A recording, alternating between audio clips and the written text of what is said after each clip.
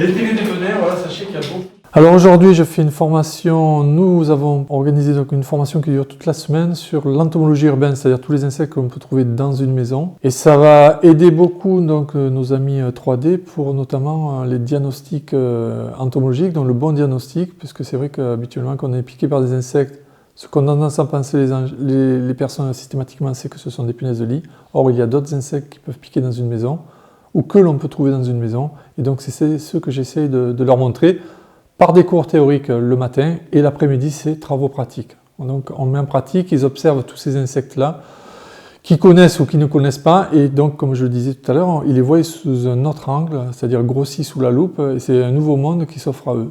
Avec de l'eau oxygénée, ça marche pas obligatoirement si bien que ça, finalement, ça coûtait très cher. On est entomologiste médical, Jean-Michel Béranger et moi, et très vite on s'apercevait que dès qu'on se décalait de l'insecte connu par des insectiseurs ou par l'expert chien, c'est-à-dire punaise de lit, et très vite il y avait un effondrement des connaissances, mais effondrement assez logique puisqu'en fait il n'y a pas de formation.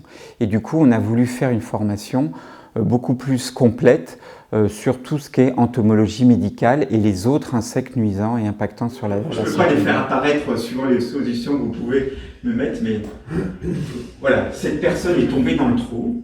La formation, elle est d'abord basée sur une certaine classification et la biologie naturelle du monde des insectes, afin de bien comprendre comment tous les insectes qu'on va voir se situent. Après, on fait des exercices l'après-midi de classification. Chaque matinée du lendemain, il y a un petit exercice de connaissance pour bien recadrer ce qui a été acquis et non acquis, puis bien sûr on recorrige tout de suite. Et puis après, on voit insecte par insecte les grandes nuisances, on voit les piémotès, on voit les entraînes, on voit les punaises de lit, les puces, et tout ça petit à petit s'organise avec à chaque fois le concept plutôt théorique le matin et plutôt travaux pratiques l'après-midi. C'est l'abeille locale. On appelle ça les abeilles locales. C'est la race d'abeilles vraiment de Provence. Et ben, le gars de l'entretien faisait son On a un public assez varié, assez diversifié. Il y a bien entendu des 3D.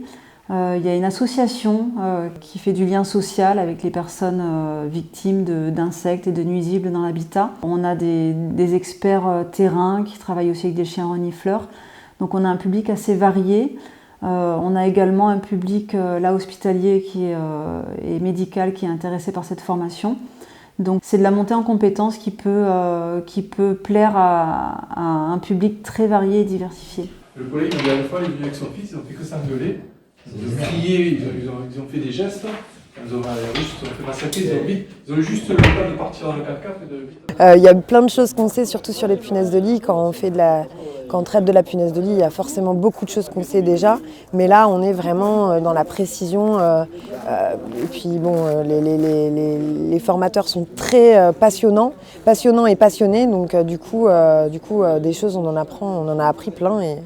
Et on espère en apprendre encore un peu parce qu'il faut qu'on soit plus perfectionné, faut qu'on soit plus instruit là-dessus pour qu'on puisse aider les gens chez qui on va, pour former nos équipes sur le terrain, pour qu'on ait les meilleurs discours, qu'on puisse faire les meilleures méthodes de traitement, les meilleurs diagnostics déjà dans un premier temps et après adapter les méthodes de traitement pour éviter des dispersions de matières actives pour rien si c'est pas nécessaire et pour informer les gens, enfin tout simplement faire notre métier au mieux, quoi, voilà, être meilleur.